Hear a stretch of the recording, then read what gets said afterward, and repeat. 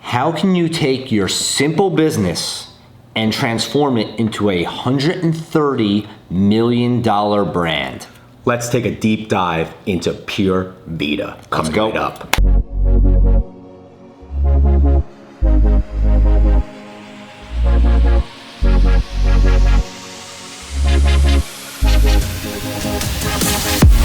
What's up, everyone? My name is Sean Azari. I'm here with Matt SKOPAK, and This is episode 4 of Deep Dive into Businesses, where we basically take a business that done really well in the marketing strategy or business strategy, and we really take some of their insights and some of their marketing strategies such that you could start implementing them into your business. And today we're going to talk about Pura Vida, which I believe they started in 2010? 2010, two surfers taking a trip to Costa Rica and leaving with almost like $130 million idea. Not an idea, but what can I say, $130 million project.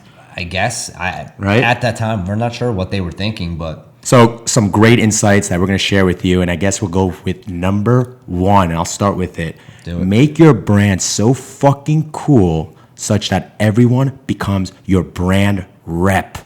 In our last episode, we talked about Casper doing this.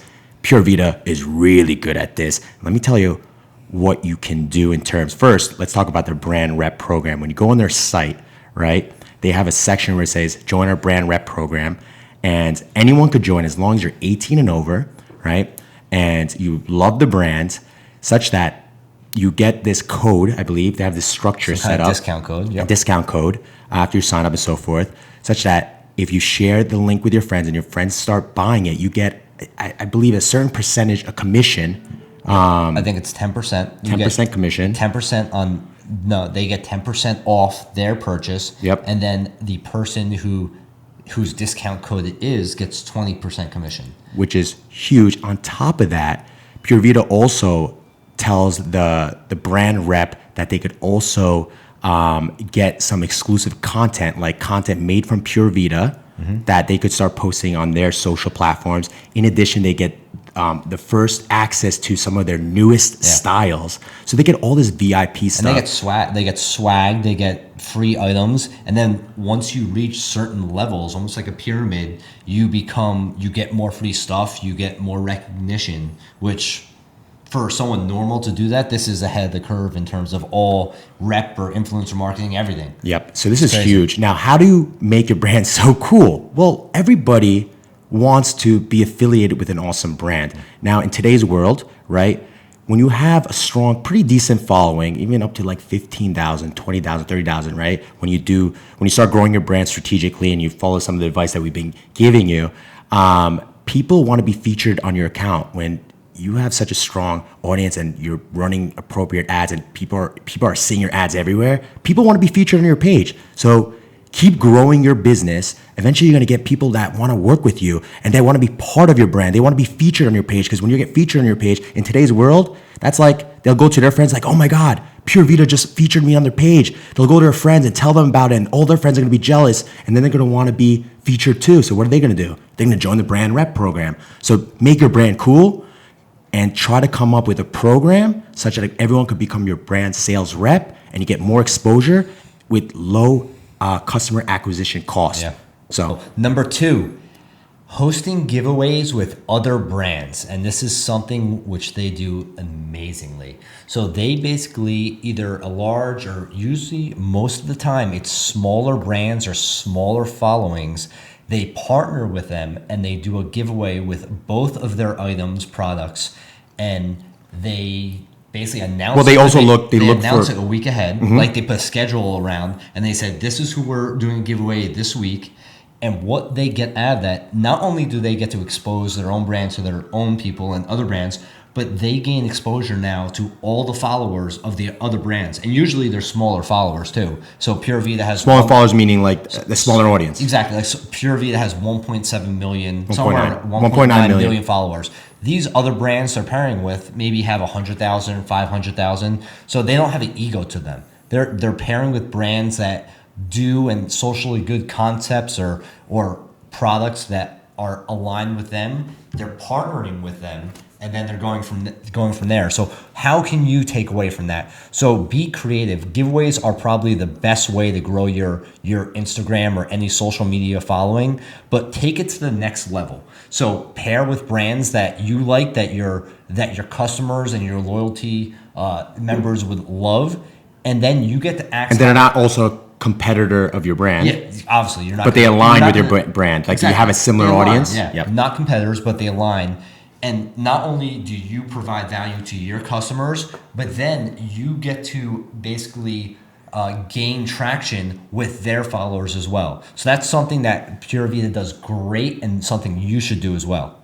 So sum it up, look for other brands that align with yours, that are non-competitive, that could be a great collaboration to host a giveaway. And what Pura Vida does, I also want to sum that up, which I really, really liked, that I don't even do. I don't think Sugar and Kush does this as well. No, not yet. That they set up a schedule so you're prepared. Like on Wednesday, we're going to host a giveaway with XYZ, Sephora. I mean, I don't know if they're doing Sephora. Real but quick, can you talk a little bit about what should your giveaway entail? Maybe 20 seconds about like, I know like, what should the description be? Like usually it's like the picture, it depends. tag two friends. So and that's Instagram. But for Instagram, if you want to do that example, some people don't know. Like I didn't know when I just. So with Instagram, very, very important, and this could be another. It's very. You could be very strategic on these things. Your image has to be obviously has to capture someone's attention, image or video. I suggest having a giveaway, even text copy there. Like not as there's a rule. There's all these rules. There's 20% rule that it can't cover. The 20% of the text can't cover the image. So all these rules you can find on Google. I don't want to get into it because it gets simple. Yeah, I could go simple. 20 minutes on this. But write in the copy. Make sure it says giveaway as well. Capture attention. No. Also in the first, because there's the first two sentences is what people are going to see right away before they click the button see more. So it's very important to capture their attention there. So they click that button and it could say something. Hey, we partnered up with XYZ. We're giving away this. Tell them what you're giving away. And then here's how you enter. Number one, follow the partner's account, the business account, and your account. Number two, tag XY friends, like 3 friends. You create a dynamic effect, right? So not only their audience is following you, now you're getting them to tag their other friends. So they're going to see the creative, they're going to see your brand. And if they like it, they're going to follow it. Usually friends have within the same network, have similar interests. Yep, so smart.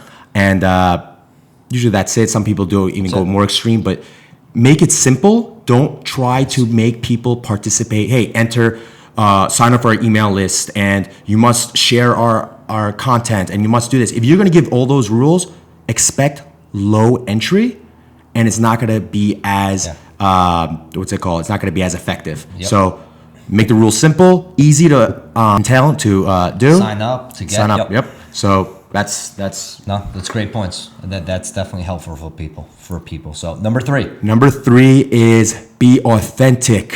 Don't go outside your boundaries.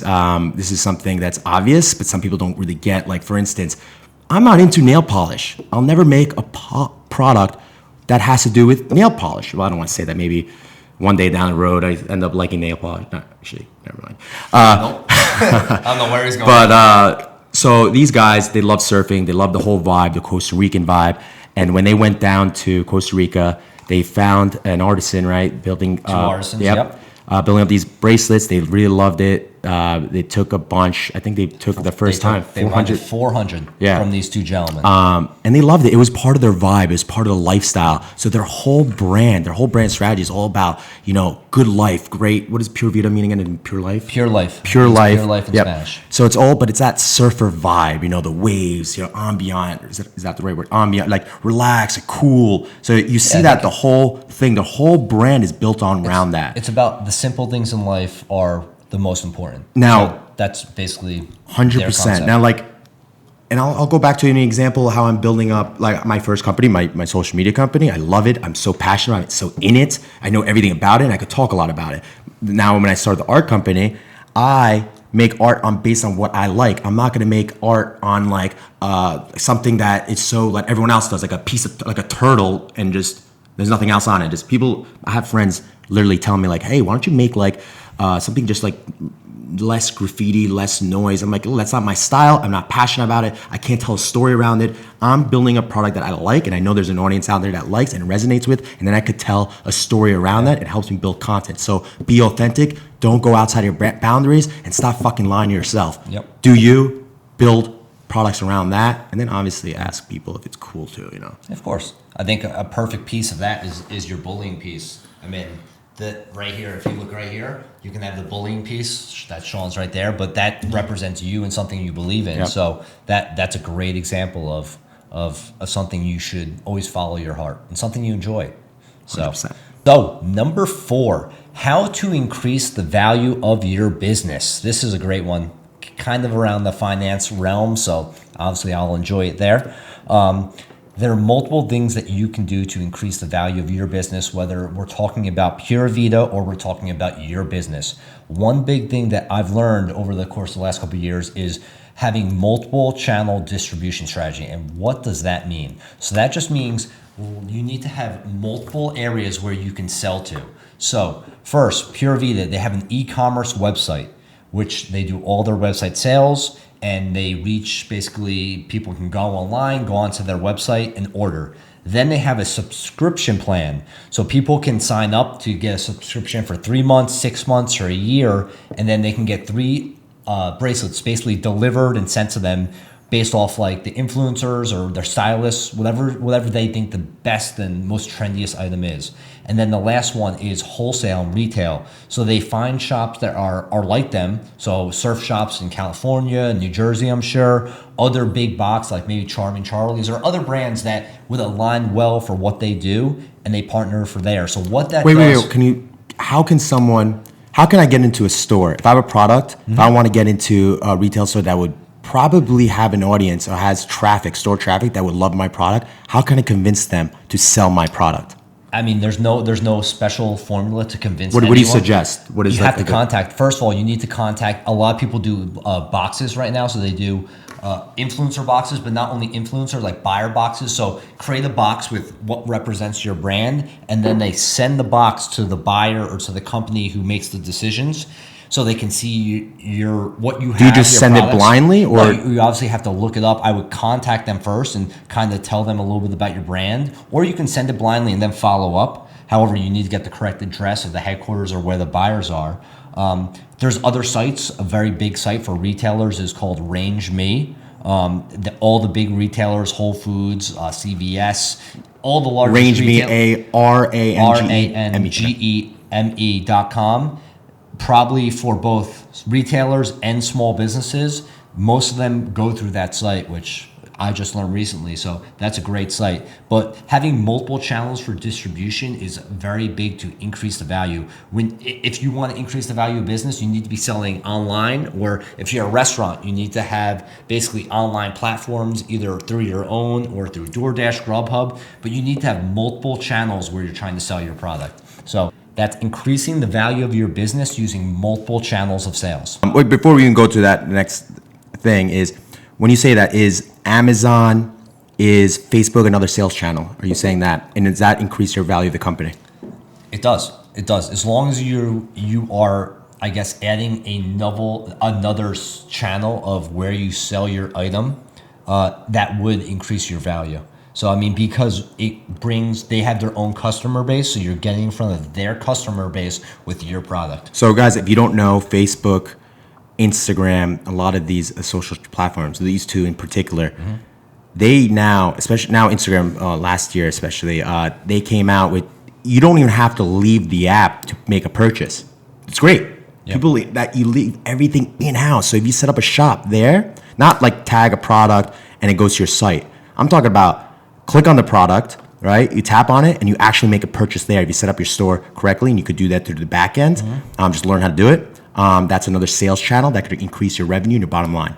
Yeah, right? Just make sure when you're doing that, I know a lot like DoorDash's, Grubhub, even Amazon, make sure it makes sense for you though. Make sure that your margin is big enough so that you're making a profit when you're on those sites. Because I know it costs a lot to be on Amazon or to be on Grubhub and DoorDash, and sometimes it's not worth it to be on those areas. So make sure your margins are big enough and it makes sense for you. Correct. Number 5, I'm very debatable about this, but it works. It depends. Now, your content needs to stand out.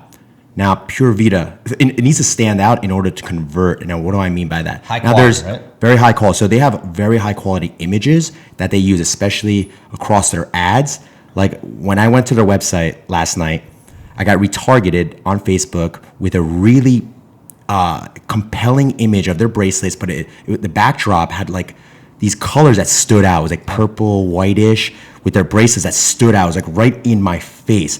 It wasn't dark. It wasn't like quality from like a flip phone, and a lot of us hopefully have a smartphone at this point and have a good camera on their phone. These could be all done on your phone, by the way. Just the lighting needs to be on point. So look, content is content. When you're putting out organic content, I also believe this is what I meant before. Like I debate about this. It depends on how you're using it. Content for organic posts can sometimes be like a little shitty, excuse my language, but as long as you're putting it out there and it's telling a good story and it's bringing value. Now, if you want to capture people's attention on an ad, you're competing across a lot of brands. So yes, quality does matter if you want to stand out, if you want to convert better, especially if you want your creative to not only convert better, you want high return on ad spend, but also you want higher clicks and so forth. Yep. So if your image sucks, it's going to cost a lot more to reach people if you're running that across an ad. It's not going to work effectively either. Yes. So, and then make sure your ad and your creative matches your brand. I think they do a very good job of this. Yep. They're younger girls because they target millennials and Generation Z. They're on the beach. They're eating an acai bowl. So that's their lifestyle type of content, which is exactly. great. It's great because they tell a story within their content. They're showcasing how the bracelets look to these different other people that they're targeting that could resonate with, like that surfer vibe, the people that go to Coachella and so forth. So they're pushing that content out. They're using those images to run ads across, but they're also taking product shots. But these product shots really stand out. They're not on a white silhouette. They're in your face, and their colors just pop. It's not like and by the way, this is why I want to highlight this too. A lot of brands put out product shots on a white silhouette background. That crap is not going to stand out. That's eBay selling from 2012. Yeah. So you want to make sure it pops. It's in your face. So image quality, big thing. Get on with it. It's not that hard, and you could do it all with your iPhone. 2020. You need to brands need to get with it. Yep. So, number 6, and finally, so when you listen to, I guess, the founders and kind of the struggles that they went through from when they started in 2010, a big thing that they talked about is managing their supply chain. So in the beginning, there was no Shopify or online platform. So they created their own custom website, but they were... I think there was a Shopify. It wasn't as easy or accessible. It could be. Right? Could be. I think it was... when I was looking up yesterday, I thought the same thing. I was like, when did Shopify actually come out? And it's been a while. I forgot what year, to be honest. I think with technology, new opportunities came. So the apps, all this stuff. Like, honestly, I just built my first Shopify site last year. No, Reborn was my first shop. I used WordPress and had a WooCommerce site and all that stuff. There's multiple ones out there. But basically, they were running out and they could not manage their inventory because they didn't know how much they were selling. They didn't know when they were about to sell out. So using an online platform like Shopify is probably the most popular, but it helps you understand, take in your data, and then use that data to manage your inventory, your cash flows, and things like that, which from the financial side, the business side is huge. And you can't be selling out, especially if you put in an order for your inventory and it takes a longer period of time. So what do you as a business owner need to take from this? So you need to understand how long, place a PO, how long it takes for the items, a purchase order.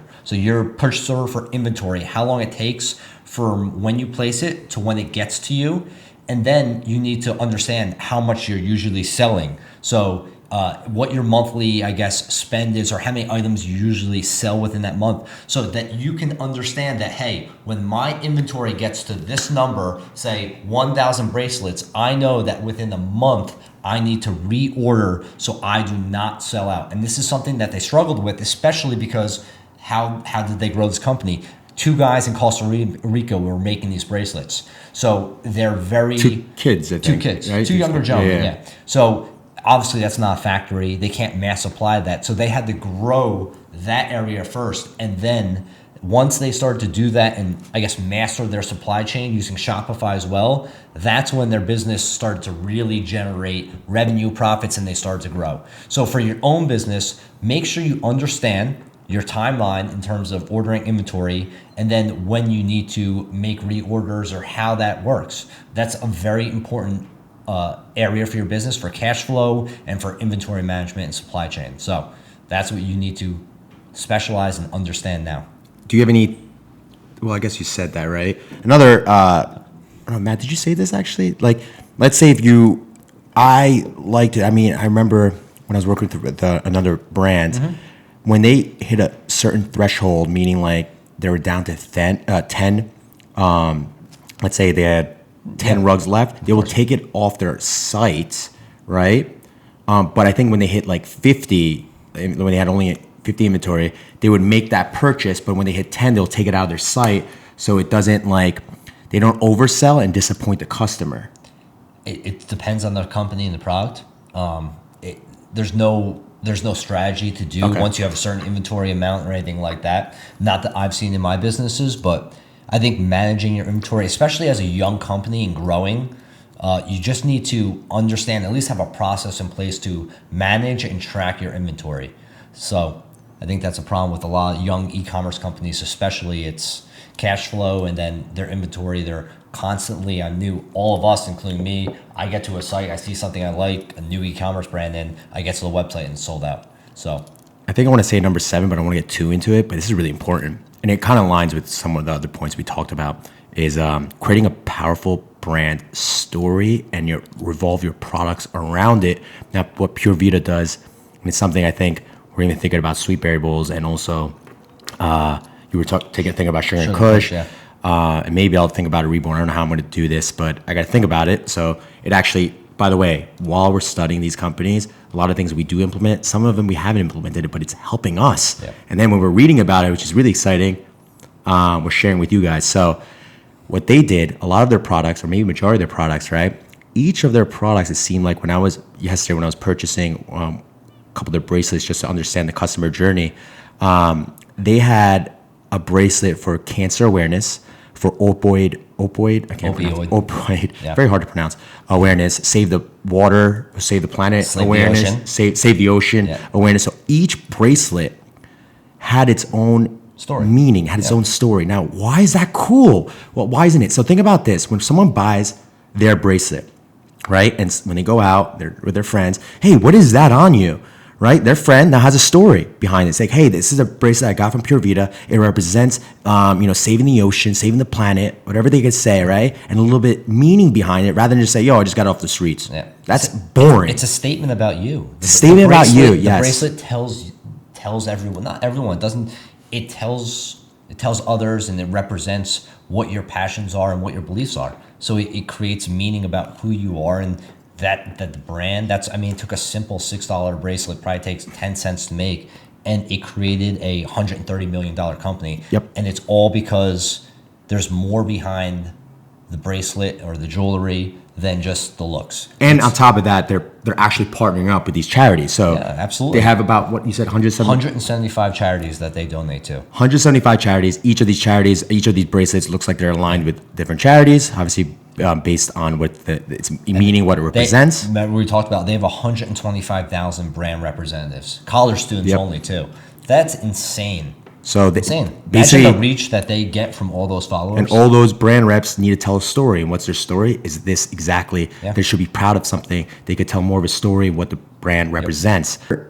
Basically creating jobs for these artisans, right? They have about how many people now working for them? They said on the site, it said over about 1,000 artisans across the world. So as a they buyer, expanded we're from employing Costa these Rica. people. Yeah. We're helping them get off the beaches, get off the streets, They're supporting them, their families. It's a beautiful story, and I really love it. There's a lot of people that do this, but not tell the story in the correct way. They are doing it in a really great way, and they really believe in it because, remember, these guys, the whole vibe, the whole brand goes back to this whole surf culture. It's all done in, well, now there's worldwide, but it all started in Costa Rica, but it's a powerful message, and I think that's really important. But I think that's it. I think this it's was just good. a great brand, and amazing how they grew the social and the helping other people to such a large number. So, guys, I hope you liked this episode. This was episode number 4. If you liked it, let us know in the comments.